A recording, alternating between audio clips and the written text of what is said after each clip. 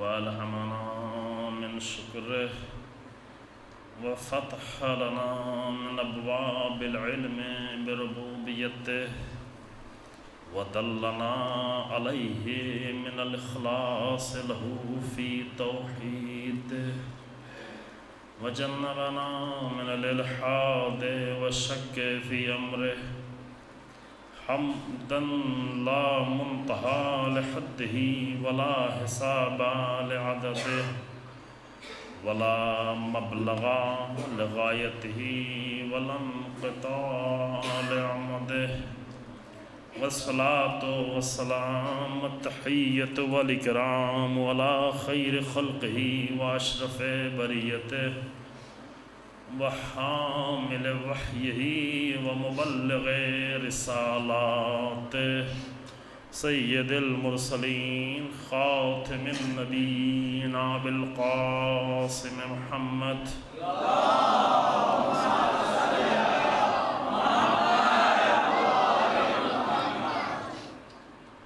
ثم الصلاة والسلام على أهل بيته الأطيبين الأطهرين المعصومين المظلومين الذين أذهب الله عنهم الرجس وطهرهم تطهيرا اللهم صل على محمد ولعنة الدائمة الباقية على أعدائهم أجمعين أما بعد فقد قالت زينب بنت علي عليهما الصلاة والسلام فوالله لا تمحو ذكرنا ولا تميت وحينا ولا تدرك أمدنا ولا ترهض عنك آرها صلوات على محمد اللهم صل على محمد وآل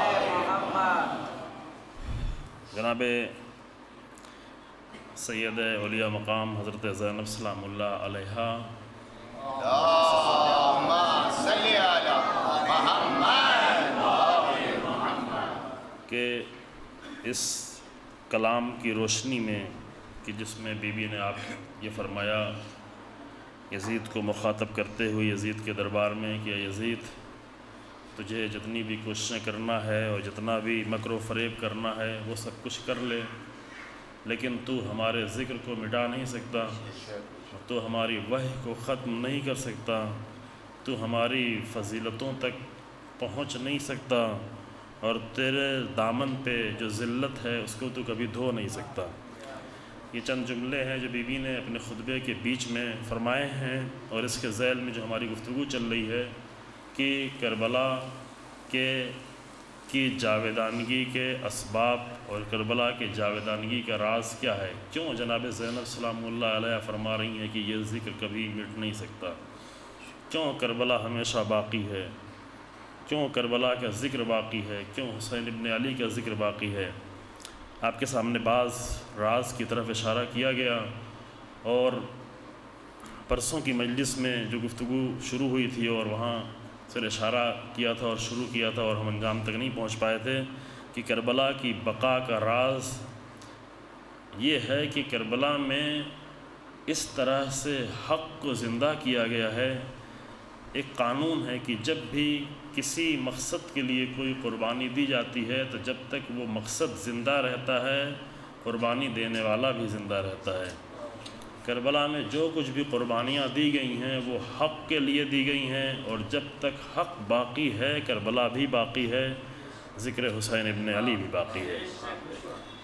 اور یہ بہت ہی شروع سے عرض کیا جا رہا ہے کہ یہ سب بہت ہی واضح طور پر بالکل ہی روشن فارمولوں کے طریقے سے، یہ لاجک کے اور میتھمیٹکس کے فارمولوں کے طریقے سے بالکل واضح ہے کہ جب تک اللہ کی ذات باقی ہے، جب تک اللہ کا نام باقی ہے کربلا باقی ہے، کیونکہ کربلا میں جو کچھ ہوا وہ اللہ کے لیے ہوا۔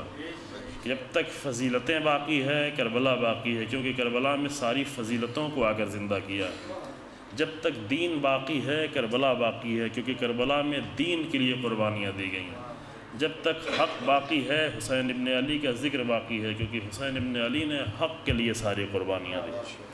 توجہ فرمائی آپ نے آج کچھ بچوں کے درمیان میں تھے، انہوں نے ایک بہت اچھا سا سوال کیا، وہ یہ کہ یہ جو بات کی جاتی حق حسین نے حق کے لیے قربانی دی اور حق پر اپنی جان دی، چھوٹے بچے تھے وہاں پر، تو یہ حق ہے کیا؟ یہ سوال بچوں کی طرف سے تھا، لیکن در حقیقت یہ سوال بڑوں کی طرف سے ہمیشہ رہنا چاہیے۔ بڑے عام طور سے سمجھتے ہیں کہ سارا حق ہمیں معلوم ہے، یعنی ہم اپنے لیے کہہ رہے ہیں کہ ہم یہ سمجھتے ہیں کہ سب حق ہمیں معلوم ہے، بس حق کے بارے میں کچھ سوچنے کی ضرورت نہیں ہے۔ بہت چھوٹے سے بچے نے سوال کیا، لیکن میرے دل میں آیا کہ واقعاً کاش کہ یہ سوال ہر انسان کے ذہن میں بار بار اٹھتا رہے کہ حق کیا ہے۔ اور دنیا کی سب سے بڑی مشکلات میں سے یہی ہے کہ دنیا یہ سوال اپنے ذہن میں نہیں اٹھنے دیتی کہ حق کیا ہے۔ توجہ فرمائی آپ نے، اس بات کا تھوڑا ساتھ دینے کی کوشش کی ہمارے، البتہ صرف سمجھنے کی حیثیت سے اور فکر کرنے کی حیثیت سے۔ حق واقعاً کیا ہے؟ جتنے اختلافات ہیں اس پوری دنیا میں، ان سارے اختلافات کی اصلی وجہ یہ ہے کہ ہر ایک کہتا ہے کہ ہم جو کچھ کر رہے ہیں وہی حق ہے، چاہے وہ اسکالرس ہوں، چاہے وہ فیلسوف ہوں، چاہے وہ بڑے بڑے دانشمند ہوں، وہ جو کچھ پیش کر رہے ہوتے ہیں، چاہے وہ دین کے رہنما ہوں، چاہے وہ دیندار لوگ ہوں۔ ابھی اس دنیا میں 7.5 ارب سے بھی بڑھتی ہوئی تعداد پوری دنیا کے اتنے بلین لوگ اس دنیا میں رہ رہے ہیں، اور جو بھی کر رہا ہے وہ سب کچھ حق سمجھتے ہوئے کر رہا ہے۔ یہ دنیا کی بڑی مشکل ہے۔ کیوں اتنے سارے حق لوگوں کو نظر آ رہے ہیں؟ اتنا الگ الگ حق لوگوں کو کیوں نظر آ رہا ہے؟ اس لیے نظر آ رہا ہے کہ لوگوں نے حق کو جو کہہ دیا گیا فوراً مان لیا، حق کے بارے میں سوچنا نہیں چاہا، حق کے بارے میں فکر نہیں کرنا چاہیے، حق کے بارے میں لوگوں کے ذہن میں سوال نہیں اٹھا کہ حق کے بارے میں تھوڑا سوچیں بھی کہ واقعاً حق کیا ہے۔ توجہ فرمائی آپ نے، ہم آسان نسخے بھی دے دیتے ہیں، آسان نسخے اچھی چیز ہے، آسان نسخے، لیکن ان آسان نسخوں پر بھی ضروری ہے کہ غور کیا جائے کہ ان نسخوں کے اندر کیا چھپا ہوا ہے، کیا پوشیدہ ہے۔ لہذا آپ اتنی بڑی دنیا کی تعداد ہے، یعنی اس حقیقت پہ بہت غور کریں، اتنی بڑی دنیا کی تعداد 7 بلین سے زیادہ لوگ اس دنیا میں موجود ہیں، ہر ایک کچھ نہ کچھ کر رہا ہے۔ جو دیدار ہے وہ بھی اپنے آپ کو حق سمجھتا ہے، جو بے دین ہے وہ بھی اپنے آپ کو حق سمجھتا ہے۔ مزہ تو یہ ہے، عجیب یہ ہے کہ جو بے دین ہے وہ بھی اپنے آپ کو حق ہی سمجھتا ہے، جو اللہ کا نام لیتا ہے وہ بھی اپنے آپ کو حق سمجھتا ہے، جو اللہ کا دشمن ہے وہ بھی اپنے آپ کو حق ہی سمجھتا ہے۔ اللہ کے مسئلے میں نہیں مانتا، لیکن کوئی یہ نہیں کہتا کہ میں باطل ہوں، میں جو کچھ کر رہا ہوں وہ باطل ہے، میرا عقیدہ باطل ہے، یہ کوئی کہنے کو تیار نہیں ہے۔ جس حالت میں، جہاں پر، جس ملک میں، جس قوم میں، جس سرزمین پر، جس فکر کے ساتھ، جس آئیڈیالوجی کے ساتھ، جس انداز سے انسان زندگی گزار رہا ہے، سب کہتے ہیں کہ ہمارے پاس حق ہے، حق ہمارا ہے۔ یہ مسئلہ صرف چند فرقوں کا نہیں ہے کہ مسلمانوں کے درمیان میں اتنے فرقے ہیں تو ان فرقوں میں کون حق ہے کون باطل ہے، فقط مسلمانوں کے فرقوں کی بات نہیں ہے، یہ پوری دنیا کا مسئلہ ہے کہ جو کچھ کر رہا ہے، کتنی بھی باطل بات سامنے لا کر پیش کرتا ہے لیکن کہتا ہے کہ یہی حق ہے نا؟ تو یہ مسئلہ واقعاً کیا دنیا کی بڑی مشکل نہیں ہے؟ جو حق سب کہتے ہیں، حق سے کوئی انکار نہیں کرتا، پھر حق ہے کیا؟ حق کی تعریف کیا ہے؟ حق کو اگر ہم دین کے طرف سے آ کر تعریف کرنا شروع کریں گے تو جو بے دین لوگ ہیں اس کو ماننے کو تیار نہیں ہوں گے۔ قرآن میں بھی حق کی تعریف ہے، حدیثوں میں بھی حق کی تعریف ہے، وہاں تک ہم آئیں گے، وہ ضروری ہے ہمارے لیے۔ لیکن اگر ہم حق کی تعریف کہیں کہ قرآن یہ کہتا ہے حق ہے، تو کوئی کہے کہ قرآن کو ہم مانتے ہی نہیں تو قرآن کی بات کیوں مانیں؟ پہلے یہی ہوگا نا، ہم کہیں کہ قرآن یہ کہتا ہے حق یہ ہے، تو وہ کہے کہ ہم قرآن ہی کو کہاں مانتے ہیں حق ہے۔ لہذا سب سے پہلا مسئلہ ہے کہ انسان حق یعنی کیا؟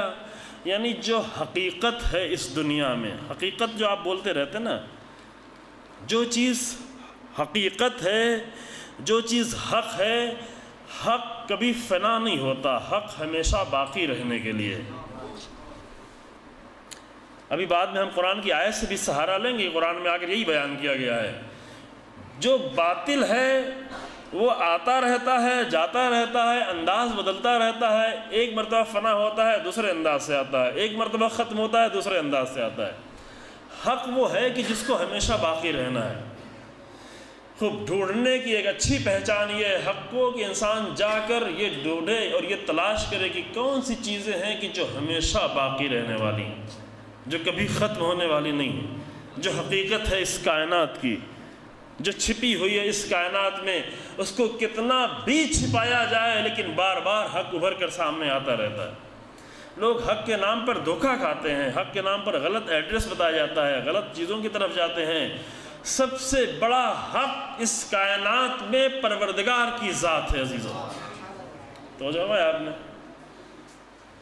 یہ جو بے دین انسان ہے اس کے اندر بھی یہ چھپا ہوا ہے، کہتا نہیں ہے وہ، اس لیے نہیں کہتا ہے کہ اس کے زبان پر اس کے ذہن میں کچھ ایسی چیزیں ڈال دی گئی ہیں، کچھ ایسی چیزیں انجیکٹ کر دی گئی ہیں کہ اس کا ذہن مختل ہو گیا، خراب ہو گیا ہے، مشکل میں پڑ گیا ہے، غلط جگہ پہ اس کو لے جا کر بٹھا دیا گیا ہے۔ چونکہ اس دنیا میں پروپیگنڈوں کا اتنا برا اثر ہوتا ہے، پروپیگنڈے اور تلقینات۔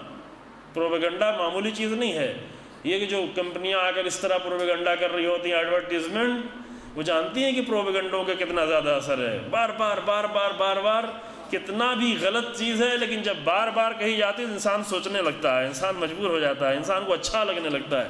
ایک انسان ایک ایسا مزاج اس کا ہے کہ جو چیز بار بار اس کے سامنے پیش کی جاتی رہے اس سے دھیرے دھیرے مانوس ہونے لگتا ہے، اور جب مانوس ہونے لگتا ہے تو اس کو دھیرے دھیرے اپنانے لگتا ہے، انس پیدا ہوتا ہے، انس سمجھ رہے ہیں سب نا، انس پیدا ہونے لگتا ہے انسان کو۔ باطل چیزیں بھی اگر بار بار پیش کی جائیں تو انسان کو انس پیدا ہونے لگتا ہے۔ ایک لطیفے کے طور پہ ایک مطلب تھا، شاید یہاں پر بھی کبھی عرض کیا ہو کہ پروپیگنڈے کا اور غلط تلقین کا انسان کی زندگی پر کتنا اثر ہوتا ہے۔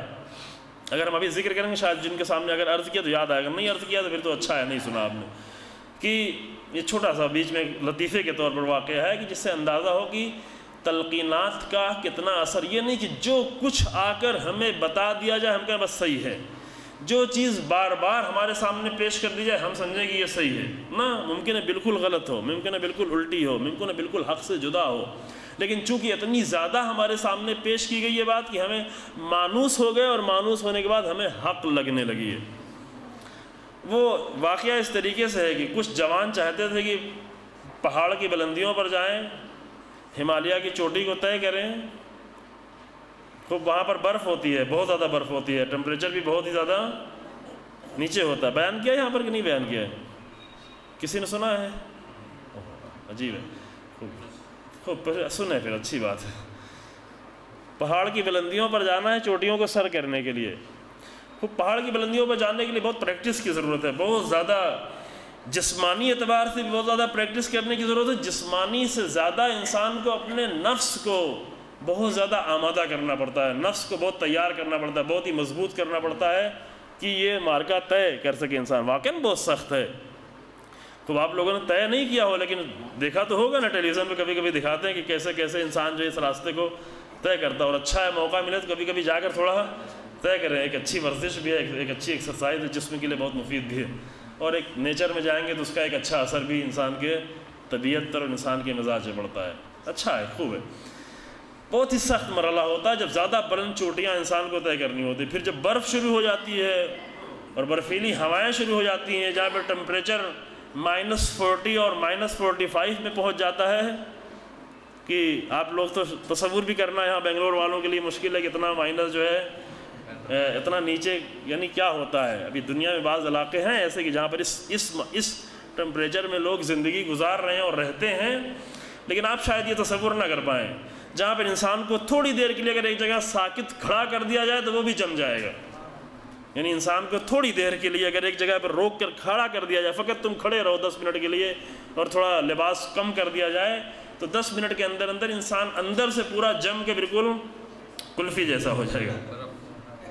ہاں، یہ ہوتا ہے جب ٹمپریچر اتنا زیادہ۔ تو ایسے مرحلے کو طے کرنے کے لیے یہ اپنے پہلے جو جا چکے ہوتے ہیں ان سے فائدہ اٹھایا جاتا ہے کہ تم بتائیں تجربات کیا کرنا چاہیے، کیا کرنا چاہیے۔ یہ جوانوں کا گروپ ان کے پاس گیا کہ بتائیں کہ ہم جا رہے ہیں تو ہمیں آپ کچھ نصیحت کریں،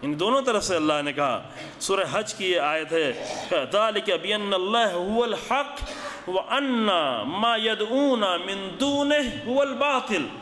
جو بھی غیر خدا کو پکار رہا ہو، غیر خدا کی طرف جا رہا ہو، اللہ کو چھوڑ کے کہیں بھی جا رہا ہو، وہ کہاں جا رہا ہے؟ وہ باطل کی طرف جا رہا ہے. اللہ کو چھوڑ کر جس راستے میں بھی انسان نے قدم اٹھایا ہے، کدھر جا رہا ہے؟ باطل ہے. کم سے کم جو قرآن کو مانتا ہے اس کے لیے واقعہ بالکل روشن ہے، بالکل واضح ہے کہ اللہ کی طرف جانے والی ذات حق کی طرف جا رہی ہے، اور اللہ کو چھوڑ کر کوئی کہیں جا رہا ہے تو باطل کی طرف جا رہا ہے. اور جو یہ کہا گیا کہ العلی ان علی مال حق والحق ما علی، اس کا مطلب کیا؟ یہ قرآن کی آیت سے ہٹ کے نہیں ہے. یہ اس لیے رسول اللہ نے فرمایا کہ علی کی ذات میں جو کچھ نظر آتا ہے وہ فقط اللہ کی طرف سے ہے عزیزو. اور علی ابن ابی طالب جدھر لے کے جاتے ہیں تو فقط اللہ کی طرف لے کے جاتے ہیں. ذات امیر المومنین حق، جدھر لے کے جائیں ادھر حق. کیوں حق ہے؟ اس لیے حق ہے کہ اپنی طرف نہیں بلاتے، اللہ کی طرف لے کے جاتے ہیں. انسانوں کے پہچاننے کے بہت اچھا طریقہ یہ ہے کہ دیکھیں انسان اپنی طرف بلا رہا ہے کہ اللہ کی طرف لے کے جا رہا ہے. مولوی اپنی طرف بلا رہا ہے کہ اللہ کی طرف بلا رہا ہے. ذاکر اپنی طرف بلا رہا ہے کہ اللہ کی طرف لے کے جانا چاہتا ہے. اپنی ساری فکر میں لگا ہوا ہے کہ اللہ کے دین کی فکر میں لگا ہوا ہے. امیر المومنین اس لیے حق ہیں کہ امیر المومنین جو کچھ بھی کر رہے ہیں، جو کچھ بھی بول رہے ہیں، ان سب کا مقصد فقط ایک ہے کہ لوگوں کو اللہ کی طرف لے کے جائے. توجہ ہے آپ. لہذا جب یہ حق آ جائے اور حق کو انسان سمجھ لے، پھر حق میں اگر باطل کو لا کر داخل کیا جائے تو کہا کہ حق پروردگار کی طرف سے الحق من ربک فلا تکون من الممترین. ایک جگہ فلا تکون من الممترین، دوسری آیت میں فلا تکونن من الممترین. ہرگز ہرگز حق کو سمجھ لینے کے بعد اب حق میں شک و شبہ نہیں کرنا، ممترین میں سے نہیں ہونا، شک کرنے والوں میں سے نہیں ہونا. پہلے حق کو سمجھ لے انسان. جب حق کو سمجھ لے تو مضبوطی سے حق کے ساتھ چلے. یہ نہیں کہ پھر ادھر سے ایک میسج آیا، ادھر سے ایک SMS آیا تو انسان کا عقیدہ ڈاما ڈول ہونے لگا. ادھر سے ایک بات آئی انسان گھبرانے لگا. ادھر سے ایک بات کہی کہ انسان کا شک کنفیوز ہونے لگا، کنفیوژن کا شکار ہونے لگا. یعنی یہ اپنے درمیان میں مسائل پیدا ہونا. کب یہ پیدا ہونا شروع ہوتا ہے؟ جب حق کو نہیں پہچانا. امیر المومنین نے بہت ہی عظیم معیار لا کر دیا. کہا کہ پہچانو، پہلے حق کو پہچان لو، پھر حق کے ذریعے سے لوگوں کو پہچانا شروع کرو. حق کے ذریعے سے بہت ساری دنیا کے لوگ کیوں گمراہی کی طرف چلے گئے؟ اس لیے چلے گئے کہ لوگوں کے ذریعے سے انہوں نے حق کو پہچاننا چاہا. اس بات کو محفوظ رکھیں گے. یہ دیکھا کہ بہت اچھا انسان ہے، بڑا اچھا اخلاق ہے، بڑا اچھا دیدار ہے، بڑا مقدس آدمی ہے، کہ جو کچھ یہی کر رہا ہوگا بس یہی صحیح ہے. اب وہ باطل بھی کر رہا ہو تو بھی صحیح لگے گا. کیوں؟ اس لیے کہ لوگوں کے ذریعے سے حق کو پہچانا جائے. ہاں ٹھیک ہے، مقدس کا احترام ہے، صاحبان حق کا احترام ہے، لیکن کبھی لوگوں کے ذریعے سے حق کو نہیں پہچانا جائے بلکہ حق کے ذریعے سے انسانوں کو پہچانا جائے. یہ امیر المومنین ایک ایسا معیار دے کے چلے گئے ہیں کہ قیامت تک اگر انسان صرف اسی ایک معیار پر باقی رہے تو کبھی بھی باطل کی طرف نہیں جائے گا، کبھی بھی اس کی زندگی میں کنفیوژن نہیں آئے گا، کبھی بھی شک و شبہ اس کی زندگی میں نہیں ہے. کیوں؟ حق کے معیاروں کو اپنے ساتھ رکھے اور حق کے معیاروں کے ذریعے سے لوگوں کو پہچاننا شروع کرے.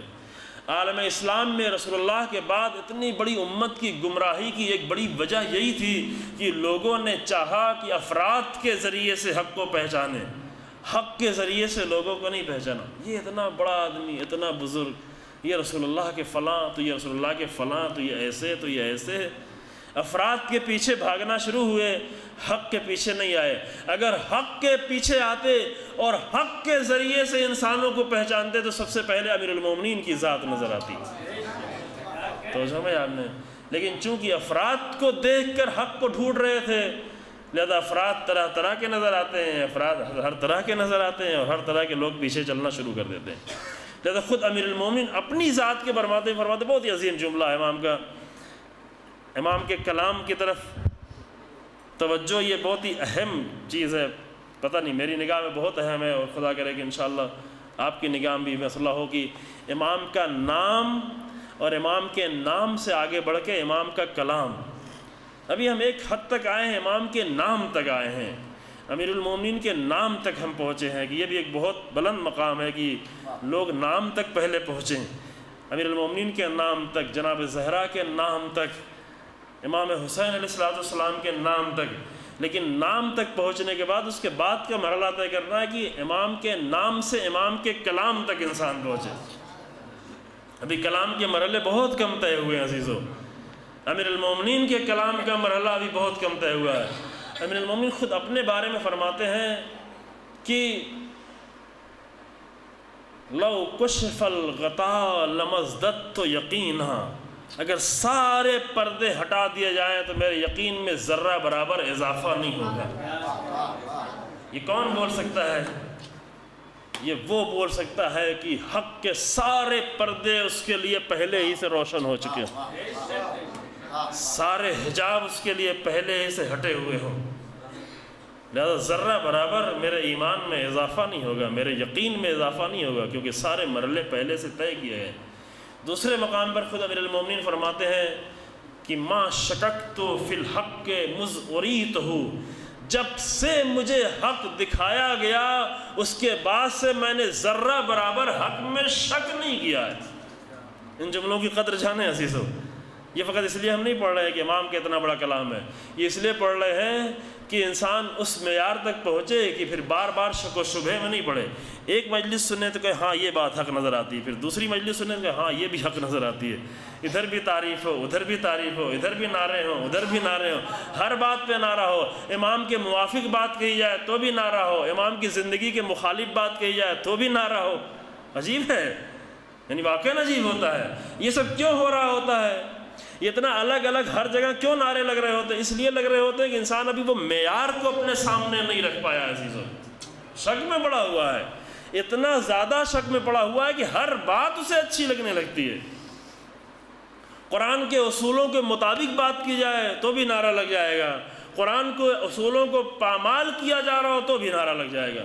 ہے یہ نہ ہو تو آپ کہیں کہ نہیں ہے ایسا، آپ کو حق ہے کہنے کا، لیکن یہ ہے امام کی زندگی کے مطابق بات، امام کی زندگی اور امام کے اصولوں کے مطابق بات ہو رہی ہو تو بھی تعریف ہو رہی ہو تو بھی نعرہ ہو رہا ہو، امام کی زندگی کے بالکل برعکس بات ہو رہی ہو تو بھی نعرہ ہو رہا ہو تو بھی تعریف ہو رہی ہو۔ کیوں ایسا ہوتا ہے؟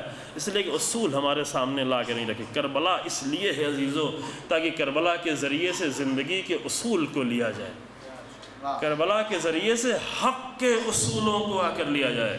کربلا میں سب حق آ کے زندہ کیا۔ شب عاشور میں کربلا کے حق کے جلوے کچھ اور ہیں، صبح عاشور میں آ کر دیکھے تو حق اور ہے، عصر عاشور دیکھے تو حق اور ہے، ظہر عاشور دیکھے تو حق اور ہے۔ ہر طرح کا حق کربلا میں ایک ساتھ آ کر ظاہر کیا، اور اسی حق کو آ کر پامال کیا جائے، چند جذباتی جملے کہے جائیں پھر بھی نعرہ لگنا شروع ہو جاتا ہے۔ اپنی آنکھوں کے سامنے دین کو پامال کیا جائے، نمازوں کی توہین ہو، دین کی توہین ہو، صرف چند جذباتی باتیں کہی جا رہی ہوں، نعرہ لگنا شروع ہو جاتا ہے۔ کیوں نعرہ لگ رہا ہے؟ اس لیے کہ کربلا سے حق کے اصول نہیں لیے گئے، نہیں لیا گیا، نہیں پہچانا گیا ہے۔ بات تھوڑا تلخ ہے لیکن ہے، چلیں چلیں گے۔ پہچان کے مرحلے میں مشکل آئی ہے، لہذا 3 مرحلے ہیں حق کے۔ میں جلدی اس بات کو کہہ دوں تاکہ آپ کی مجلس میں دیر بھی نہ ہونے پائے۔ البتہ شاید آج بعد میں تھوڑی دیر کوسچن آنسر سیشن رکھنے کی بھی ارادہ کیا ہے، پتہ نہیں اگر آپ لوگوں کے وقت میں گنجائش ہوگی تو، اور مجلس جلدی ختم ہو گئی تو انشاءاللہ اگر آپ کے دل میں ان مجلسوں سے متعلق کچھ سوال باقی رہ گئے ہوں تو آخر میں تھوڑا سا جواب دینے کی کوشش کی جائے گی، یہ دیکھتے ہوئے کل آج سنڈے، البتہ کل تو ورکنگ ڈے ہے نا تو دیر نہیں ہوگی، خوب جو بھی مناسب ہوگا انشاءاللہ، چونکہ مجلس جلدی شروع ہوتی ہے تو شاید یہ کام انجام پا سکے۔ سب سے پہلا مرحلہ جو ہے اس دنیا کے سامنے ہے، پوری دنیا کے سامنے، ہمارے سامنے بھی، کبھی بھی انسان کو یہ کہہ کر نہیں ہو جانا چاہیے کہ جو کچھ ہم نے کیا ہے سب حق ہی حق ہے۔ جب یہ انسان سوچنے لگتا ہے وہیں سے اس کے سامنے مشکل آنا شروع ہو جاتی ہے۔ ہاں جو ہم نے اہل بیت سے صحیح طریقے سے لے لیا وہ سب حق ہے، اس میں کوئی شک نہیں ہے۔ جو ہم نے قرآن سے صحیح طریقے سے لے لیا وہ حق ہے، لیکن قرآن سے کس طرح لیا ہے؟ جب امیر المومنین نے جناب ابن عباس کو بھیجا خوارج کے سامنے کہ جا کے ان کو سمجھاؤ کہ کچھ دن پہلے ہی ہمارے ساتھ جنگ کر رہے تھے، انہوں نے بہت قربانیاں دی، جا کے ان کو سمجھاؤ، تو ابن عباس نے اس سے کہا کہ جا کر ان کو قرآن کی آیتیں فقط نہیں پڑھنا، بلکہ ان کو رسول اللہ کی سیرت کے ذریعے سے، رسول اللہ کی سنت کے ذریعے سے ان کو سمجھانا، کیونکہ قرآن جب پیش کرو تو قرآن میں کئی پہلو ہوتے ہیں۔ ہر آدمی آ کر قرآن کو اپنے اعتبار سے سمجھنے کی کوشش کرتا ہے۔ قرآن کو اگر بہتر طریقے سے سمجھنا ہے تو اہل بیت آ کر بتائیں گے کہ قرآن کیا ہے۔ زیادہ فرمائے کہ فَإِنَّهُ حَمَّالٌ ذُو وُجُوهٍ، اس میں چہرے بہت ہیں، قرآن میں کئی پہلو ہو سکتے ہیں، لہذا رسول اللہ کی زندہ سیرت لا کے پیش کرنا کہ اس کے ذریعے سے سمجھو۔ امیر المومنین کا یہ جملہ آج کے لیے بہت ہی اہمیت رکھتا ہے کہ اگر ہم آج حق کو سمجھنا چاہیں تو اہل بیت کی زندہ سیرت کو لا کر رکھیں کہ دیکھو یہ اہل بیت کی سیرت ہے، اہل بیت یہ کرتے تھے، اہل بیت کی صبح ایسے ہوتی تھی، شام ایسے ہوتی تھی، راتیں ایسی گزرتی تھی، دن ایسا گزرتا تھا۔ واضح ہے یہ، کوئی بھی مومن یہ نہیں کہہ سکتا کہ اہل بیت کی زندگی کے بارے میں مجھے نہیں معلوم ہے۔ کہہ سکتا ہے کوئی؟ اہل بیت نے، حسین ابن علی نے عاشور کا دن کیسے گزارا، عاشور کی صبح کیسے گزاری، عاشور کی رات کیسے گزاری، عاشور کی ظہر کیسے گزاری، جب مصیبتیں آئیں حسین کے لبوں پر جملے کیا تھے؟ کوئی کہہ سکتا ہے کہ مجھے نہیں معلوم ہے؟ امیر المومنین نے اپنی پوری زندگی کیسے گزاری؟ پوری زندگی نہیں معلوم تو زندگی کے کچھ حصے تو معلوم ہیں۔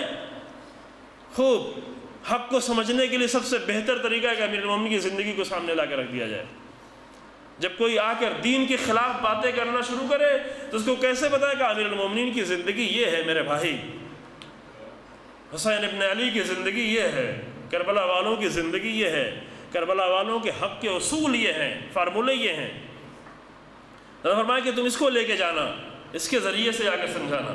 قرآن نے بھی آ کر اس مسئلے کو بہت ہی اہمیت کے ساتھ بیان کیا، جو پہچان کا مسئلہ ہے۔ پہچان ہی کے مسئلے میں اتنی گمراہیاں ہیں، پہچان ہی کے مسئلے میں 7 ارب لوگ، 7 بلین لوگ گمراہی کے راستے میں ادھر ادھر بھاگ رہے ہیں کہ کدھر حق ہے۔ ہر ایک حق پیش کر رہا ہے، ہر ایک حق کی باتیں کر رہا ہے، پھر اپنے اندر آ کر حق کی باتیں ہر ایک کر رہا ہے۔ یہ بھی حق کہہ رہا ہے، وہ بھی حق کر رہا ہے، ہم بھی حق کہہ رہے ہیں، تو بھی حق کہہ رہا ہے، سب حق کہہ رہے ہیں۔ وہ حق کہاں ہے؟ یہ مسئلہ اتنا زیادہ اہم تھا کہ قرآن نے آ کر بہت ہی اچھے طریقے سے، بہت پیاری سی مثال دے کر، بہت ہی آسان سی مثال دے کر، چونکہ مثال بہت جلدی سے بچوں کو بھی سمجھ میں آ جاتی ہے، بہت چھوٹے سے بچوں کو۔ اصل قرآن کا ہنر یہ ہے کہ قرآن ایسے لہجے میں گفتگو کرتا ہے کہ بڑے سے بڑے اسکالر بھی آ کر اس میں کچھ سمجھ لیتا ہے اور مزہ آ جاتا ہے، اور نہایت ہی معمولی انسان کے سامنے بھی پیش کیے وہ بھی اس کو سمجھنے میں آ لگتی ہے، سمجھ میں آ جاتا ہے قرآن۔ اصل یہ فقط قرآن کا ہنر، یہ ہنر کہیں بھی اور نہیں ہے، کسی بھی کلام میں یہ ہنر نہیں ہے جو قرآن میں ہے کہ ہر ایک کو قرآن سمجھ میں آ جاتا ہے۔ جیسے قرآن میں سورہ رعد میں، یہ آیت محفوظ رکھیں، سورہ رعد کی 17 نمبر آیت میں قرآن میں اگر ارشاد ہوتا ہے وَأَنزَلَ مِنَ السَّمَاءِ مَاءً فَسَالَتْ أَوْدِيَةٌ بِقَدْرِهَا، اللہ نے آسمان سے زمین پر پانی نازل کیا، اور جب پانی نازل ہوا تو وادیاں بہہ نکلیں۔ وادیاں یعنی سمجھ رہے ہیں نا، ویلیز، جو وادیاں ہوتی ہیں جس میں پانی بھر جاتا ہے۔ فَاحْتَمَلَ السَّيْلُ زَبَدًا رَابِيًا، پانی جب زیادہ ہو گیا تو سیلاب آ گیا۔ دیکھیں اس کو ثواب کے طور پہ نہیں سنیں، خدا کے لیے، یہ جو میں آیت پڑھ رہا ہوں اس کو اس نیت سے نہیں سنیں کہ یہ آیت ہم پڑھ لیں گے تو ہم کو ثواب مل جائے گا، آپ سن لیں گے تو آپ کو ثواب مل جائے گا، نہیں، ابھی ثواب کا مسئلہ چھوڑیں پیچھے۔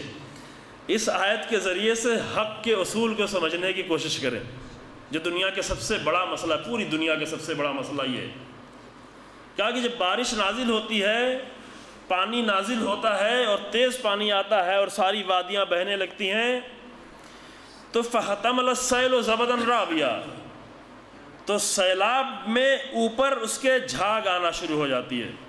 جھاگ سمجھ رہے ہیں سب لوگ؟ ببلز، بلبلے، کیا کہیں، جھاگ، کف، اچھا کف سب سمجھ رہے ہیں؟ اتنے سارے لفظ بولے اب تو سب سمجھ گئے نا۔ جب پانی تیزی سے بہتا ہے تو اوپر کیا ہے، کف آنا شروع ہو جاتا ہے، بہت سارا کف ہو جاتا ہے، تیز بہاؤ ہوتا ہے تو کف ہی کف، اوپر پورا کف ہی کف دکھنے لگتا ہے۔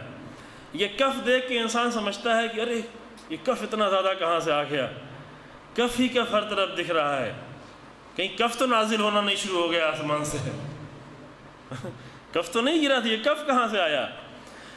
اگر انسان نہیں جانتا ہو کہ بارش کیا ہے تو ممکن ہے دھوکے میں پڑ جائے گی، کہیں کف تو نہیں آ رہا ہے، یہ کف کہاں سے اتنا سارا آیا؟ بہت خوبصورت مثال دی۔ پھر چونکہ بہن مسئلہ بہت اہم تھا، لہذا قرآن نے ایک ساتھ پھر فوراً دوسری بھی مثال دی۔ لیکن توجہ کریں، وہ قرآن جو بہت بڑے بڑے مسئلے کو آگے صرف ایک آیت میں بیان کر کے چلا جاتا ہے، یا ایک مثال دی، ایگزامپل دیا، جو ایگزامپل سے بہت آسانی سے بات سمجھ میں آتی ہے، ایک ایگزامپل دینے کے بعد بھی دوسرا ایگزامپل دیا، کہ اس کے بعد قرآن کہتا ہے وَمِمَّا يُوقِدُونَ عَلَيْهِ فِي النَّارِ ابْتِغَاءَ حِلْيَةٍ وَمَتَاعٍ زَبْدٌ مِثْلُهُ، اور اسی طریقے سے جب میٹلز کو پگھلایا جاتا ہے، میٹلز سونا چاندی لوہا، دیکھا ہے کبھی؟ جب اس کو پگھلایا جاتا ہے تو پگھلاتے وقت سونا نیچے ہو جاتا ہے، جھاگ اس کی سب اوپر آ جاتی ہے ساری گندگی کے ساتھ۔ اب میرے خیال سے اکثر لوگوں نے نہیں دیکھا ہے، لیکن خود میں نے بھی دیکھا ہے، آپ بھی جا کر دیکھ لیں کبھی، اچھا ہے، دیکھنے میں کوئی حرج نہیں ہے۔ جب میٹلز کو پگھلایا جاتا ہے، کوئی بڑی بڑی کمپنی میں لاکھوں ٹن کے اعتبار سے لوہے کو پگھلایا جا رہا ہوتا ہے تو اوپر سارا جو ہے جھاگ اوپر آ جاتا ہے۔ اب وہ بہت مشینیں ہوتی ہیں، وہ جلدی جلدی اس کو ختم کر رہی ہوتی ہیں، انسان دیکھ نہیں پاتا، لیکن سونا جب ایک سونار پگھلا رہا ہوتا ہے، جو اللہ کی جو معمولی چھوٹی دکانوں پہ، البتہ اب تو بڑی دکانوں میں دوسرا انداز ہے، تو وہاں جب پگھلایا جا رہا ہوتا ہے نیچے بھٹی میں یا آگ میں تیز آنچ میں، تو نیچے سونا پگھل رہا ہوتا ہے، نیچے چاندی پگھل رہی ہوتی، اور سونا ذرا بھی نہیں دکھائی پڑ رہا ہوتا ہے، صرف اوپر جھاگ ہی جھاگ دکھائی پڑ رہی ہوتی۔ سمجھ گئے بچے لوگ؟ آپ بھی سمجھ گئے سب نا؟ یہ فقط جھاگ ہوتی ہے۔ یہ قرآن نے مثال دی۔ اس کے بعد قرآن کیا کہتا ہے؟ كَذَلِكَ يَضْرِبُ اللَّهُ الْحَقَّ وَالْبَاطِلَ۔ کتنا حسین ہے، کتنا خوبصورت ہے۔ قرآن کو اس طرح انسان آ کر پڑھے سمجھنے کے لیے، نہ کہ ثواب کے لیے۔ كَذَلِكَ يَضْرِبُ اللَّهُ الْحَقَّ وَالْبَاطِلَ، اس طریقے سے اللہ حق اور باطل کی مثال پیش کرتا ہے۔ یہ کیا ہے؟ یہ دو مثالیں کیا دی گئی ہیں؟ اس مثال میں اور بھی نقطے بہت پوشیدہ ہیں، اور دوسرا اور بہت ہی اہم مسئلہ، مثلا قضاء و قدر کا بہت اہم مسئلہ حل ہوتا ہے، اللہ کے عدل کے بارے میں بہت سارے سوال وہ بھی حل ہوتا ہے، وہ شاید کبھی میں پہلے بیان کر چکا ہوں، لیکن ابھی میں نہیں چھوڑوں گا چونکہ دیر ہو جائے گی، یہ مسئلہ تھوڑا سا حل ہو جائے۔ کیا کہا؟ اس طریقے سے كَذَلِكَ يَضْرِبُ اللَّهُ الْحَقَّ وَالْبَاطِلَ، اس طریقے سے اللہ حق اور باطل کی مثال دیتا ہے۔ کیا مثال دیتا ہے؟ مثال یہ دیتا ہے کہ اما ما ينفع به الناس فيمكث في الارض فاما الزبد فيذهب جفان، دونوں چیزیں ساتھ میں، فاما الزبد فيذهب جفان واما ما ينفع الناس فيمكث في الارض، وہ اوپر کی جو جھاگ ہوتی ہے وہ بہت جلدی ختم ہو جاتی ہے۔ سمجھ گئے؟ کتنی اچھی مثال ہے۔ وہ جو ساری جھاگ نظر آ رہی ہوتی ہے، بچے دیکھ کے بہت خوش ہو جاتے ہیں، اور بچے سمجھتے ہیں چلو بلبلے کھیلتے ہیں، چلو جھاگ سے کھیلتے ہیں، اس کو ڈنڈے مارتے ہیں، اسے کھیل رہے ہوتے ہیں، پکڑنے کی کوشش کر رہے ہوتے ہیں، ادھر پکڑنے کے لیے جاتے ہیں وہ ٹوٹ جاتا ہے۔ بچوں کو ایک کھلونا ہوتا ہے نا، یہ پھلا رہے ہوتے ہیں، پھینک رہے ہوتے ہیں، وہ بھی وہی ہے۔ یہ بلبلے کیا ہوتے ہیں؟ دیکھا ہے آپ لوگوں نے؟ نہیں دیکھا ہے؟ ہوتا ہے، یہاں پر نہیں ہوتا ہے۔ بچوں لوگ بہت پسند آتا ہے کہ وہ لا کر ان کو دیا گیا، اس کو پھلایا اور ایک بلبلا سا نکلا، اور اس کی زندگی کتنی ہوتی ہے، یہ بچہ دوڑتا اسے پکڑنے کے لیے، اور ابھی اس کا ہاتھ اس کے قریب نہیں پہنچتا، ہاتھ کی معمولی سی حرارت سے بھی وہ ٹوٹ جاتا ہے۔ یہ مثال ہے، حتیٰ ہاتھ کی ہلکی سی حرارت اور ہوا کے ہلکے سے جھونکے سے وہ بڑا سا بلبلا ٹوٹ جاتا ہے۔ قرآن نے کہا کہ یہ باطل ایسی ہے، باطل ایک ہلکی سی حرارت سے ختم ہو جاتا ہے، ایک ہلکی سی۔ اگر آپ کو کہیں باطل دکھائی پڑ رہا ہو تو یہ سمجھ لیں کہ ابھی ہماری طرف سے حرارت نہیں دی گئی ہے۔ بہت توجہ کریں، ابھی ہم نے اپنے ہاتھ کی حرارت بھی اسے نہیں دی ہے، ورنہ دکھ رہا ہے۔ چونکہ باطل جب تک اسے حرارت نہ ملے، جب تک اسے ایک ہلکی سی چوٹ نہ لگے، ہلکی سی چوٹ، کچھ زیادہ نہیں کرنا ہے، جب تک اسے ایک ہلکا سا جھٹکا نہ لگے، اس وقت یہ باطل اتنا پھیلا ہوتا ہے کہ پانی جو حق ہے وہ نہیں دکھ رہا ہوتا ہے، باطل دکھ رہا ہوتا ہے۔ یہ جھاگ ہی صرف دکھ رہی ہوتی ہے، ہر طرف یہ جھاگ دکھ رہی ہوتی ہے، جو پانی ہوتا ہے وہ پانی نہیں دکھ رہا ہوتا ہے، پانی کی خبر نہیں ہوتی ہے، اور لوگ سمجھتے ہیں یہی سب کچھ ہے۔ یہ کیوں اتنی دیر تک باقی ہے؟ اس کی زندگی کتنی ہے؟ جب تک ایک چھوٹا سا جھونکا آ جائے، اگر کوئی جا کر نہ پکڑے تو تھوڑی دیر انتظار کرے، ایک ہلکا سا ہوا سا جھونکا آئے گا، یہ خود بخود ٹوٹ جائے گا۔ یہ کیوں دیر تک باقی ہے؟ اس لیے باقی ہے کہ یا تو ایک حق کی بوند اس پر نہیں پڑی ہے، یا ایک جھونکا ہوا کا نہیں آیا ہے۔ اللہ اکبر، اللہ اکبر۔ یہ قرآن کی مثال، یہ میری اپنی کوئی بات نہیں عزیزو، فقط میں اس قرآن کی آیت کو سمجھنا چاہ رہا ہوں، قرآن کی اس آیت کو سمجھنے کی کوشش کر رہا ہوں۔ اگر کہیں باطل نظر آ رہا ہو، باطل باتیں نظر آ رہی ہیں، باطل باتوں پر واہ واہ ہو رہا ہے، باطل دین کو پامال کر کے لوگ خوش ہو رہے ہوں، تو یہ خوش اس لیے ہو رہے ہیں کہ ابھی کوئی ایک ہلکی سی حرارت انہیں نہیں ملی، ایک ہلکا سا جھونکا نہیں ملا ہے، ایک حق بوند اس کے اوپر نہیں پڑی ہے کہ وہ بلبلہ ٹوٹ جائے، وہ جھاگ ٹوٹ جائے، کوئی بوند ڈالنے والا نہیں ہے۔ میں ادھر رچمنڈ ٹاؤن کی مجلسوں میں عرض کر چکا ہوں کہ خاموشی کبھی کبھی سبب بنتی ہے، ایک سکوت سبب بنتا ہے کہ جھونکا ہوا کا نہ بڑھنے پائے، بلبلہ نہ ٹوٹنے پائے، سکوت سبب بنتا ہے۔ خاموش لوگ یہ نہ سمجھیں یہ بچہ جیسے ہی ہاتھ بڑھاتا ہے ٹوٹ جاتا ہے، اس بچے جتنا اگر ہاتھ بڑھا دیا جائے تو یہ باطل ٹوٹنے کو تیار ہے۔ باطل پیدا ہی اس لیے ہوا ہے کہ وہ ٹوٹ جائے، لیکن اگر نہیں ٹوٹ رہا ہے تو کوئی مشکل حق کی طرف سے ہے، کوئی بوند اس پر ابھی نہیں پڑی عزیزو۔ پھر قرآن کیا کہتا ہے؟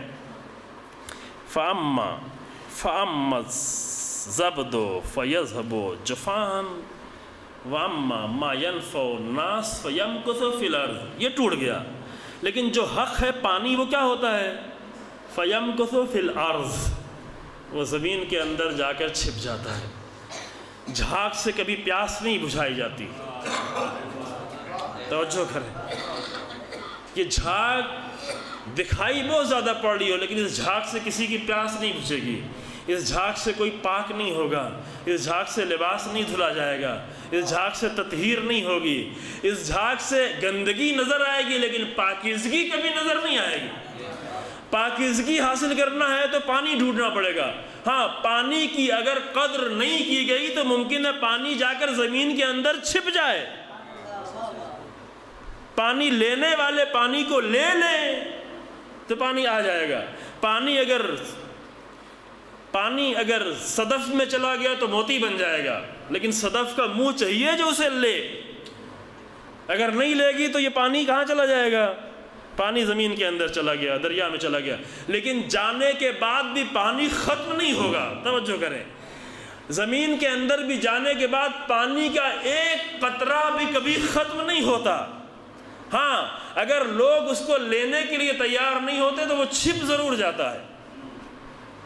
اللہ اکبر، اللہ اکبر۔ بنی امیہ و بنی عباس جھاگ کی طرح صرف اٹھے تھے، کوئی نہیں تھا کہ جنہیں ایک جھٹکا دے، لیکن جو حق تھا، جب حق کی قدر نہیں کی گئی تو اللہ نے اپنے حق کو چھپا دیا غیبت میں جا کر۔ یہ غیبت میں کب تک چھپا ہوگا؟ غور کریں عزیزو، غیبت میں کب تک اس حق کو چھپائے رہے گا پروردگار؟ جب تک اتنی کوشش نہ کی جائے کہ اس پانی کو کھود کر زمین سے باہر نکالا جائے۔ یہ آسانی سے نہیں مل جائے گا، یہ صرف دعائیں پڑھنے سے پانی نہیں ملے گا۔ توجہ کریں، اگر زمین جا کر پانی میں چھپ گیا ہے تو صرف دعائیں پڑھنے سے پانی نہیں ملے گا۔ اگر ہاجرہ کو اپنے بیٹے کے لیے پانی چاہیے تو کم سے کم دوڑنا پڑے گا، چاہے وہ نبی کی ماں ہی کیوں نہ ہو، لیکن اسے دوڑنا پڑے گا۔ اگر مریم کو اپنے بیٹے کے لیے پانی چاہیے اور رطب چاہیے تو خرما کے درخت کو ہلانا پڑے گا۔ خرما پیدا کر دینا اللہ کا کام ہے، لیکن یہ درخت سے پھل نہیں ملے گا جب تک آپ اسے ہلائیں گے نہیں۔ لہذا پانی کو اللہ نے چھپا دیا ہے، حق کو بھی اللہ نے چھپا کے رکھا ہے۔ یہ حق کب تک چھپا رہے گا؟ یہ حق اس وقت تک چھپا رہے گا جب لوگ اتنا سمجھ جائیں کہ حق کو حاصل کرنے کے لیے کھودنا پڑتا ہے، کوشش کرنی پڑتی ہے، خزانے کو نکالنا پڑتا ہے۔ تو جو ہمیں آپ نے یہ اتنی مثال قرآن نے ایک آیت میں سب کچھ دے دیا، یہ قرآن کی ساری باتیں ہیں۔ اور اس کے بعد فرمایا کہ کذالک یضرب اللہ الامثال، اسی طریقے سے اللہ مثالیں دیتا ہے۔ 2 مرتبہ کہا قرآن نے، اسی طریقے سے اللہ مثالیں دیتا ہے تاکہ ان مثالوں سے تم صرف ثواب آخرت کے لیے نہیں لو بلکہ اس دنیا کے مسئلے کو حل کرو۔ تمہاری دنیا مشکل میں پڑی ہوئی ہے، ہر طرف حق نظر آتا ہے، ہر باتیں حق نظر آتی ہیں، پانی بھی حق نظر آتا ہے، جھاگ بھی حق نظر آتی ہے۔ لوگوں کو بنی امیہ بھی حق نظر آ رہے تھے، علی بن ابی طالب بھی حق نظر آ رہے تھے۔ مشکل یہ تھی ابو موسیٰ اشعری جیسے لوگوں کو معاویہ بھی حق نظر آ رہا تھا، امیر المومنین بھی حق نظر آ رہے تھے۔ یہ کیوں ہوتا ہے؟ یہ اس وقت ہوتا ہے جب پہچاننے کا طریقہ انسان کے پاس نہ، پہچاننا بھول جائے، شناخت ختم ہو جائے۔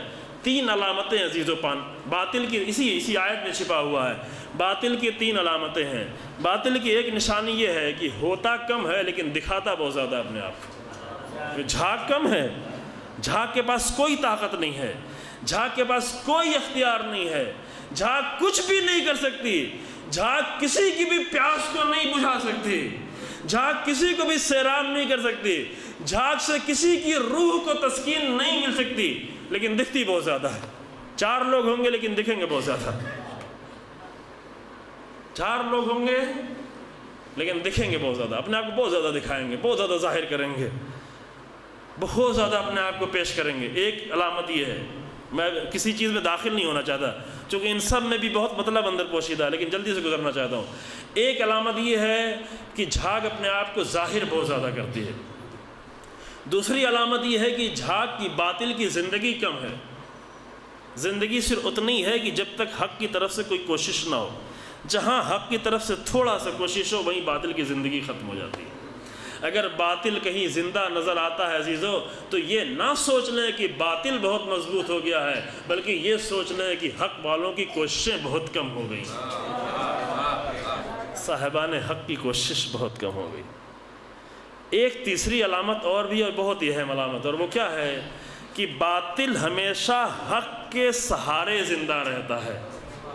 بہت توجہ کریں، یہ جھاگ اس وقت تک باقی ہے جب تک پانی نیچے موجود ہے، اگر یہ پانی بھی ختم ہو گیا تو جھاگ بھی فوراً ختم ہو جائے گی۔ یہ بہت ہی اہم مسئلہ ہے، یہ سب اسی مثال میں موجود ہے۔ باطل کب تک زندہ رہتا ہے؟ باطل کی ساری زندگی اس پر ٹکی حق کا سہارا لے رہا ہوتا ہے، اللہ کا نام لے رہا ہوتا ہے، امیر المومنین کا نام لے رہا ہوتا ہے۔ چونکہ اگر حق کا سہارا نہ لے تو باطل زندہ ہی نہیں رہ سکتا۔ امام زمان کا نام لے رہا ہوتا ہے، امام زمان کا نام نہ لے تو دھوکہ نہیں دے پائے گا۔ جب سامری نے بچھڑا بنایا تو کہا کہ یہ موسیٰ کا بھی خدا ہے، یہ ہارون کا بھی خدا ہے، یہ تمہارا بھی خدا ہے، کیونکہ اگر موسیٰ کا خدا نہ کہتا تو کوئی خدا ماننے کو تیار نہ ہوتے۔ بہت آرام سے یہ بات کہہ رہے ہیں تاکہ آپ آرام سے سنیں بھی اور آرام سے اس کو غور کریں عزیزوں۔ بہت توجہ کریں اس مسئلے پر کہ باطل ہمیشہ حق کے سہارے سے اپنی زندگی جی رہا ہوتا ہے، حق کو استعمال کر رہا ہوتا ہے۔ قرآن کہتا ہے لا تلبسوا الحق بالباطل، حق کو باطل کو ملاؤ نہیں، باطل کو حق کا لباس نہیں پہناؤ، چونکہ باطل جب بھی آئے گا لباس حق کا پہن کے آئے گا، اور لباس حق کا اگر پہن کے نہ آئے تو دھوکہ نہیں ہوگا۔ دھوکہ دینے کے لیے ضروری ہے کہ کوئی نہ کوئی حق لباس پہن کر آئے، ورنہ دھوکہ لوگ کھانے کو تیار نہیں ہوں گے۔ ایک جملہ کہیں تھوڑا باریک ہے لیکن انشاءاللہ آپ سمجھ لیں گے اتنی گفتگو کے بعد، کہ اگر اس دنیا میں سچ نہ ہوتا تو کوئی جھوٹ پر اعتماد نہ کرتا۔ توجہ کر رہے ہیں؟ دنیا میں سچ حق ہے، اگر سچ نہ ہوتا تو کوئی بھی جھوٹا کامیاب نہ ہوتا۔ جھوٹے لوگ کیوں کامیاب ہو جاتے ہیں؟ جھوٹے لوگ کیوں فریب دینے میں کامیاب ہوتے ہیں؟ اس لیے کہ دنیا میں سچ باقی ہے۔ لوگ یہ سمجھتے ہیں کہ سچ ہے تو یہ شاید سچ بول رہا ہو، اسی لیے دھوکہ کھا جاتے ہیں۔ اگر بازار میں دھوکے کا مال، اگر بازار میں سچا مال موجود نہ ہو تو دھوکے کا مال کبھی بھی کوئی خریدے گا نہیں۔ دھوکے کا مال کیوں لوگ خرید لیتے ہیں؟ یہ کہ چونکہ سچا مال بھی موجود ہوتا ہے، اس دھوکے میں آ کر غلط مال بھی خرید لیتے ہیں۔ لہذا باطل لوگ ہمیشہ اپنے غلط مال کو کیسے استعمال کرتے ہیں؟ سچ کا سہارا لے کر عزیزو۔ یہ بہت ہی اہم نقطہ ہے، لیکن آپ ایسے ہی سن لیں ہم سے، کیونکہ ہمارے پاس اتنا ہی بیان کرنا آتا ہے، اس سے زیادہ مجھے بیان کرنا نہیں آتا ہے۔ سہارا، اس پر زیادہ غور کریں، چونکہ ٹائم بھی ختم ہو رہا ہے۔ سہارا حق کا لے کر لوگ آ رہے ہوتے ہیں۔ ہمیشہ حق کا سہارا لیتے ہیں۔ پھر باطل کے اگر معیاروں کو انسان نے پہچان لیا تو یہ سب سہارے یہ سمجھ لے گا کہ کون جلدی ختم ہونے والا ہے، کون باطل ہے، کون ایک جھٹکے میں ختم ہونے والا ہے، کون بلبلے جیسا ہے، کون پانی جیسا ہے، کون صرف ظاہر کر رہا ہے اپنے آپ کو، فقط اظہار ہی اظہار ہے، کون پیاس بجھانے کی صلاحیت نہیں رکھتا، کون روح کو کچھ دینے کی صلاحیت نہیں رکھتا، کون تسکین قلب کے لیے کچھ نہیں رکھتا، کون بہت جلدی ختم ہو جانے والا ہے، کون حق کے سہارے کے ذریعے سے آیا ہوا ہے۔ جب پہچان لیا تو اب 2 مرحلے اور آتے ہیں، لیکن اب ٹائم نہیں رہ گیا عزیزو، کہ حق کو پہچاننے کے بعد حق کو قبول کر لینا، جو کہ پہچان لیتے ہیں بہت سارے لوگ کو، لیکن قبول کرنا بہت مشکل ہے۔ حق کو قبول کرنا بہت مشکل ہے، پہچانتے ہیں۔ شام والوں کی مشکل یہ تھی کہ وہ حق کو پہچانتے نہیں تھے۔ میں بھی صرف مثال دے کے آگے بڑھ جاتا ہوں۔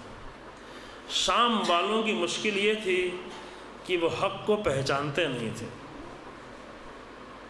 مدینے اور مکے والوں کی مشکل یہ تھی کہ وہ حق کو پہچانتے تھے لیکن قبول کرنے کی جرات نہیں تھی ان کے اندر۔ اللہ اللہ، حق کو پہچانتے تھے، پورا مدینہ جانتا تھا کہ حسین ابن علی سے بڑھ کر کوئی حق نہیں ہو سکتا۔ مروان بھی یہ جانتا تھا کہ حسین ابن علی حق ہیں عزیزوں، ولید بھی یہ جانتا تھا کہ حسین ابن علی حق ہیں، عمر سعد جو حسین ابن علی کے مقابلے میں وہ بھی یہ جانتا تھا کہ حسین ابن علی ہی حق ہیں، حق ہیں، لذا پہچانتے تھے۔ شام کے لوگ نہیں پہچانتے تھے۔ شام کے لوگ جب آتے تھے تو امام حسن علیہ السلام کو بے اختیار برا بھلا کہتے تھے۔ کیوں کہتے تھے؟ اس لیے کہ نہیں پہچانتے تھے، لیکن اپنا امام ایک عمل کے ذریعے سے پہچانوا دیتے تھے تو قبول بھی کر لیتے تھے۔ امام سید سجاد کے خطبے نے آ کر اس طریقے سے حق کو پہچانوایا، ایک خطبے میں 72 فضیلتیں امیر المومنین کی بیان کی تاکہ شام والے حق کو پہچان لیں، پہچانوایا۔ لیکن شام کے لوگوں کی مشکل یہ تھی حق نہیں پہچانتے تھے۔ مدینے اور مکے کی مشکل یہ تھی حق کو پہچانتے تھے لیکن حق کا ساتھ دینے کی آمادگی نہیں تھی، لہذا کربلا میں ایک بھی نہیں آیا۔ کوفے والوں کی مشکل یہ تھی کہ حق کو پہچانتے بھی تھے، حق کو قبول کرنے کے لیے بھی تیار ہو گئے تھے، لیکن جب حق کے دفاع کرنے کی باری آئی تو کمزور پڑ گئے۔ یہ تیسرا مرحلہ ہے۔ بہت بڑی بات ہے عزیزو، یہ 3 مجلس کی بات ہے، میں 3 منٹ میں سر آپ کو بتا رہا ہوں، واقعی 3 مجلس کی بات ہے۔ کبھی اگر توفیق ہوئی خدا کی طرف سے تو اس کو صحیح طریقے سے پیش کرنے کی کوشش کی جائے گی۔ یہ 3 مرحلے ہیں، پہچان حق کی، حق کو پہچان لیا، اب کیا کریں؟ کربلا میں حسین ابن علی کے مقابلے میں آئے تھے بہت سارے لوگ، اس میں سے اکثریت جانتی تھی کہ حسین ابن علی حق ہیں، اکثریت۔ عمر سعد کے لشکر میں آنے والے اکثر لوگ جانتے تھے کہ حسین ابن علی حق ہیں، لیکن حق جاننے کے بعد قبول کرنا مشکل تھا۔ کچھ لوگوں نے قبول بھی کر لیا تھا کہ حسین ابن علی حق ہیں، لیکن قبول کرنے کے بعد اتنی جرأت نہیں تھی کہ عمر سعد کے لشکر کو چھوڑ کر حسین کے لشکر میں آ جائے۔ کتنے لوگ آئے؟ صرف 32 لوگ آئے، جو حق کے 3 مرحلوں کو جنہوں نے طے کر لیا تھا، جنہوں نے 3 مرحلے پار کر لیے تھے۔ لہذا ہماری دنیا میں، اپنی دنیا میں بہت سارے لوگ جانتے ہیں کہ حق ہے، لیکن اپنے سکوت اور خاموشی کے ذریعے سے حق کو اگر قبول بھی کر لیں تو دفاع کرنے کے لیے تیار نہیں۔ یہ ہم اپنے معاشرے کی بات کر رہے ہیں، کیوں نہیں ہے؟ قرہ ابن قیس کہتا ہے، قرہ ابن قیس ابن سعد کے لشکر کے، اے کاش کی حر نے جاتے جاتے مجھے بتا دیا ہوتا کہ حسین کے لشکر میں جا رہا ہوں تو میں بھی حر کے ساتھ چلا جاتا۔ یعنی قرہ ابن قیس نے حسین کے حق ہونے کو بھی پہچان لیا تھا، حسین کے حق ہونے کو قبول بھی کر لیا تھا۔ فقط یہ 2 ہونا عمل کافی نہیں ہے، پہچاننے اور قبول کرنے کے بعد بھی ممکن ہے ایک انسان عمر سعد کے لشکر کا سپاہی رہ جائے۔ کیوں؟ اس لیے کہ جب دفاع کرنے کی باری آئی تو قبول کرنے کے بعد دفاع کرنے نہیں آیا۔ توجہ نہیں آپ نے؟ حق کا دفاع کرنے کی جرات نہیں ہے۔ جس طرح حر نے اتنی جرات پیدا کی کہ عمر سعد کے لشکر سے نکل کر حسین ابن علی کے لشکر میں آ گئے، یہ جرات قرہ ابن قیس میں نہیں تھی کہ نکل کے آ جائے۔ جس طرح 32 لوگ اور آ گئے ویسے ہزاروں لوگ اور نہیں آئے، چونکہ عمر سعد کے لشکر میں ایسے ہزاروں تھے جو جانتے تھے کہ حسین ابن علی حق ہے، جنہوں نے یہ قبول بھی کر لیا تھا حسین کے سجدوں کو دیکھ کر کہ حسین ہی حق ہو سکتے۔ لیکن ان کے اندر اتنی جرأت نہیں تھی کہ باطل کو چھوڑ کے حق کی طرف آ جائیں۔ تو انجام کا فقط پہچاننا کافی نہیں ہے، فقط قبول کر لینا بھی کافی نہیں ہے، پہچاننے اور قبول کرنے کے بعد بھی اگر حق کا دفاع کرنے کے لیے نہ نکلے تو میرے ساتھ کے لشکر کے سپاہی بن کر تمہارا انجام ہوگے، میرے ساتھ کے لشکر کے سپاہی ہوگے حسین ابن علی کے قاتلوں میں۔ کیوں؟ اس لیے کہ دفاع کرنے کے لیے نکلنے کی جرأت نہیں تھی، اس لیے کہ قرہ ابن قیس تھے، حر نہ بن پائے۔ حر بننے کے لیے ضروری ہے کہ نکلے انسان، حر بننے کے لیے نکلے انسان۔ ہاں، حر بننے کے لیے ایک مسئلہ ضرور ہے کہ حر بنو گے تو بیٹے کی قربانی دی جا سکتی ہے، حر بنو گے تو اپنی جان دینی پڑ سکتی ہے، حر بنو گے تو گھر چھوڑنا پڑ سکتا ہے، حر بنو گے تو پراپرٹی چھوڑنی پڑ سکتی ہے، حر بنو گے تو لشکر کی سپہ سالاری چھوڑنی پڑتی ہے۔ ہاں، ممکن ہے کہ حق کی راہ میں قربانی دینے کے لیے یہ سب کچھ چھوڑا جائے، لیکن حر نے جو سودا کیا ہے کربلا میں عاشور کے دن، وہ حق کا سودا تھا، اور حق کے سودے میں جو کچھ بھی چلا جائے حر کامیاب ہی کامیاب۔ سب کچھ دے کے حق مل جائے تو یہ گھاٹے کا سودا نہیں تھا، سب کچھ مل جائے اور حق چلا جائے تو یہ گھاٹے کا سودا ہے عزیز، یہ گھاٹے کا سودا۔ ایک جملہ منسوب ہے امام حسین سے علیہ الصلوۃ والسلام سے، صلوات پڑھیں حضرات۔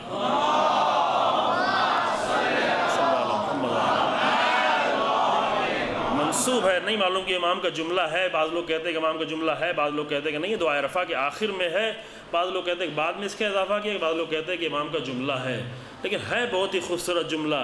اگر امام کا جملہ نہ بھی ہو تو لیکن حقیقت اور ایک بہت ہی اہم مسئلہ ہے جو کسی نے پیش کیا ہے، لیکن یہ باتیں امام کی طرف سے آتی ہیں۔ فرمایا کہ الہی ما وجد من فقدک وما الذی فقد من وجدک، اے میرے پروردگار اس نے کیا پایا جس نے تجھے کھو دیا، اے میرے اللہ اس نے کیا پایا جس نے تجھے کھو دیا، اور اے میرے پروردگار اس نے کیا کھویا جس نے تجھے پایا۔ جو سب کچھ کھو کر حسین ابن علی کو پالے اس نے کچھ بھی نہیں کھویا عزیزو۔ کون کہتا ہے کہ حر نے کھو دیا ہے؟ کون کہتا ہے کہ حر کا بیٹا کھو گیا، حر کا گھر چلا گیا، حر کی پراپرٹی چلی گئی، حر کی سپہ سالاری چلی گئی؟ نہیں، حر کا کچھ بھی نہیں گیا، کیونکہ حر کو حسین مل گیا ہے۔ کون کہتا ہے کہ حبیب نے مظاہر نے سب کچھ کھو دیا؟ نہیں، حبیب نے مظاہر نے کچھ نہیں کھویا، چونکہ جس حبیب کو حسین مل جائے اس کا کچھ بھی نہیں کھوتا ہے۔ کون کہتا ہے کہ حسین ابن علی نے ایک دن میں بھرا گھر لٹا دیا؟ بھرا گھر چلا گیا لیکن حسین نے کچھ نہیں کھویا، کیونکہ جس حسین کو اللہ مل رہا ہے اسے کچھ بھی نہیں جا رہا ہے، کچھ نہیں گیا۔ حسین نے ایک دن میں اپنا بھرا گھر دیا، لیکن حسین ابن علی نے نہ صرف یہ کہ نہیں کھویا بلکہ قیامت تک انسانوں کو حق کی سوغات دے کے چلے گئے، کچھ نہیں کھویا۔ کربلا میں حسین کا کچھ نہیں کھویا، ہاں علی اکبر کا خون ضرور بہہ گیا، کربلا میں حسین کا کچھ نہیں کھویا، لیکن ہاں 32 سال کا بھائی ضرور چھوڑ گیا۔ کربلا میں حسین کا کچھ نہیں کھویا، مگر ہاں 6 مہینے کا بچہ ہاتھوں پر تیر ضرور کھا گیا۔ کربلا میں حسین کا کچھ نہیں کھویا، لیکن ہاں خیمے ضرور جل گئے، بیویوں کے سر سے چادر ضرور چھن گئی، لیکن حسین نے کچھ نہیں کھویا۔ لیکن زینب نے کچھ نہیں کھویا، کیونکہ بی بی خود ہی کہتی کربلا میں ہم نے کچھ نہیں کھویا، کربلا میں ہم نے جمال پروردگار دیکھا ہے، چونکہ کربلا میں ہر جگہ اللہ نظر آ رہا ہے، لہذا زینب کو کچھ بھی کھوتا ہوا نظر نہیں آ رہا ہے، کچھ بھی نہیں کھویا زینب۔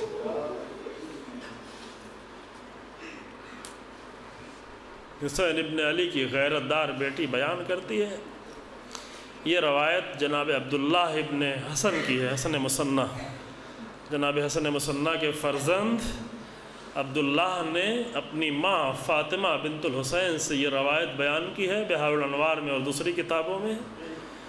فرماتے ہیں کہ میری ماں نے فرمایا کہ جب خیمے جل رہے تھے،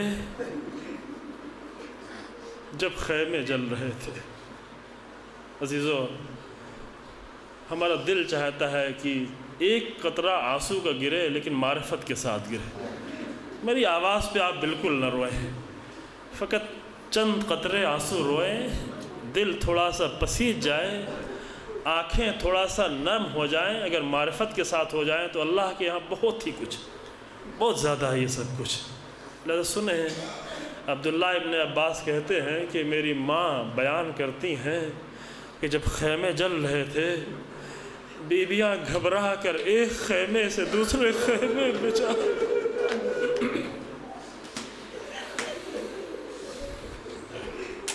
آگ لگتی ہے جب کہیں پر، خدا نہ کرے کہ آپ کے کسی کے گھر میں آگ لگے، نہیں معلوم آپ نے یہ منظر کبھی دیکھا ہے کہ نہ دیکھا ہے، نہیں دیکھا، لیکن ہم نے دیکھا ہے عزیزو، جب آگ لگتی ہے تو دو لوگوں پر اس کا بہت ہی اثر ہوتا ہے، ایک خواتین پر، ایک بچوں پر۔